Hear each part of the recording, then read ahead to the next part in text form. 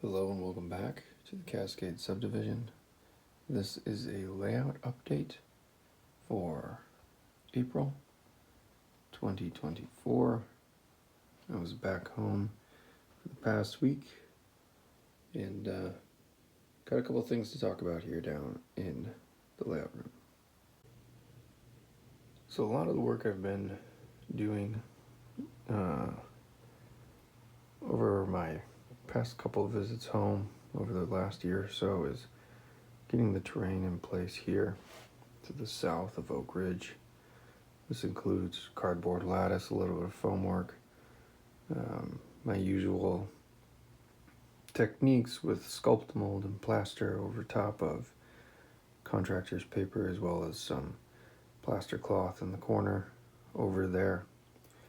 And my goal this week was to get this all solidified and to a layer of zip texturing, or at least paint, but that did not work out, as Tuesday morning here, this past Tuesday, we woke up to water in the basement. Sub pumps had failed, and so the rest of the week was spent getting the basement itself back in order, which it is still not, and not moving ahead on the scenery at all. The benefit of that, however, is it gave me an opportunity to clean out the floor under the layout. Maybe in some other videos or photos you may have seen that this area was full of supplies and boxes, and now now you can see the floor. Really opens up the railroad room quite a bit. I'll get down low and so you can see under through the legs of the helix, the entrance to the room, and I'll show you what I decided to do for storage. Here's the corner of the room that does have storage. On the far right, I've got all my scenery supplies in the cart, or at least vegetation, bushes, grasses, etc. In the middle here, I've got supplies that I will likely keep here at the layout. So this includes various electrical things, backdrop painting, any sort of paint structures, and I've got all these in plastic bins and labeled. And then on the bottom shelf, I've got some scenery supplies in that very bottom bin where you can see the yellow box. That's surplus vegetation, grasses, ballast, etc. And then in the bin just above it is plaster, things for roads, rocks, sculpt mold, zip texturing, all this sort of terrain work. This pile here I'll eventually take out to Oregon with me. It's got all of my locomotives and rail cars that I'd like to have on a future layout, labeled Cascade Sub 2.0. More to come on that in the future. I've got boxes for the Coast Starlight, and then some things that I'll eventually move on through eBay up above there.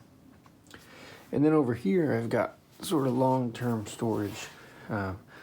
This all was under the helix and cardboard boxes, and so we've put it in big bins and moved it way back into the corner of the layout beneath the staging yards and behind Oak Ridge. All the boxes and cases, surplus locomotives and structures for this layout, as well as things I've had in the past, and then a big box of all the DCC instruction manuals,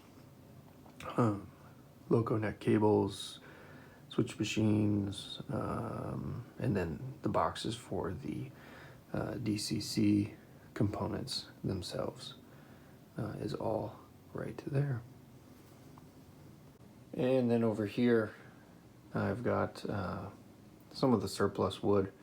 Really had quite a bit of surplus wood from the construction of the layout that I wasn't going to use, and then with getting water in the room, a lot of it actually became unusable, and so took the opportunity to move that on and just save some of the some of the best pieces.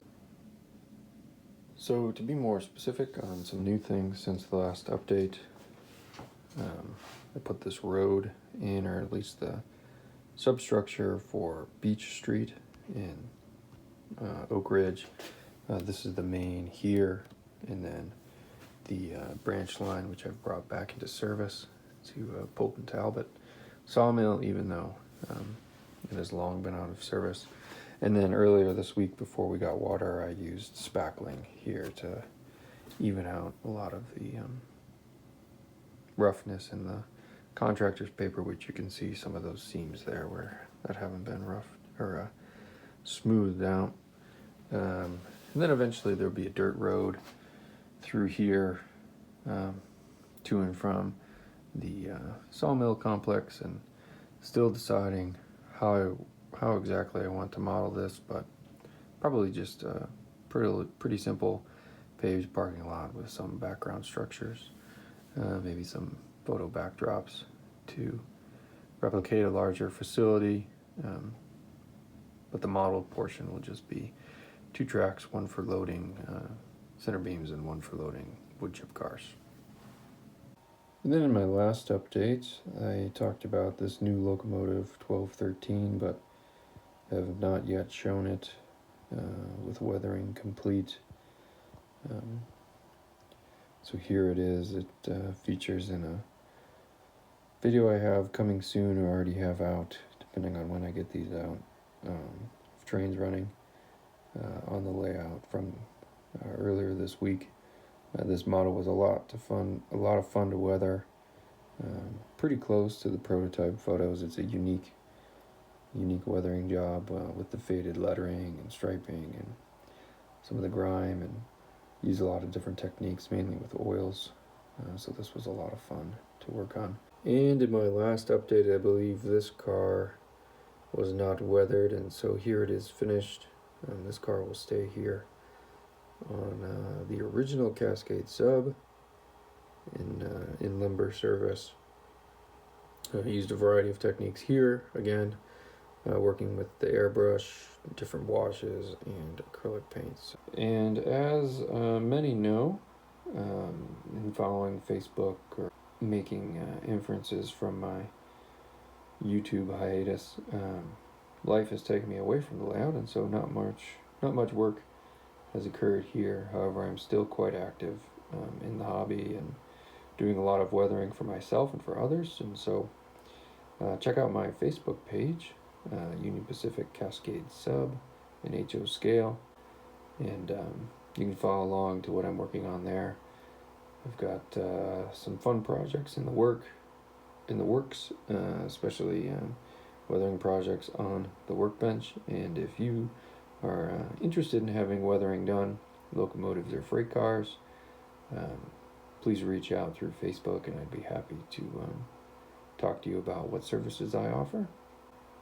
Well, thanks for watching this brief update, and glad to share what I've been working on with the layout and what's been going on, and hope all is well with all of you.